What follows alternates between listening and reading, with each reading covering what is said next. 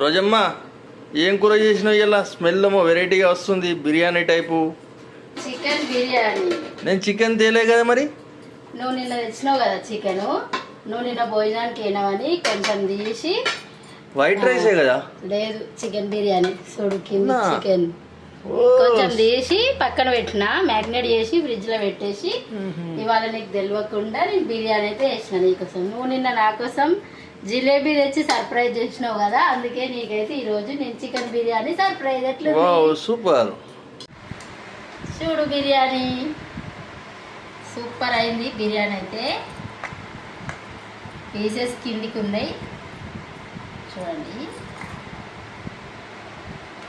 ఇంకా దీనికి రైతా. ఇప్పుడు తిని చూసి ఎట్లుందో చెప్పు, తిని చెప్పు ఎట్లుందో. సూపర్ ఉందా? బిర్యానీ అయితే సూపర్ అయింది, టేస్టీగా లైట్ బిర్యానీ అన్నమాట. మసాలా అవి ఎక్కువ వేయకుండా లైట్గా బిర్యానీ అయితే చేసిన.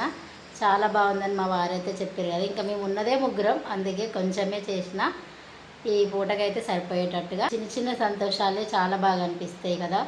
మీరేమంటారు? మీకు ఇలాంటి అనుభవాలు ఎప్పుడైనా ఎదురైతే నాకైతే కామెంట్ చేయండి. మీరు ఇలా ఎప్పుడైనా చేశారా? ఓకే ఫ్రెండ్స్, ఇంకా రోజా ప్రసాద్ ట్రెండ్స్ ఛానల్ని తప్పకుండా సబ్స్క్రైబ్ చేసుకోండి, లైక్ చేయండి, షేర్ చేయండి, కామెంట్ చేయండి.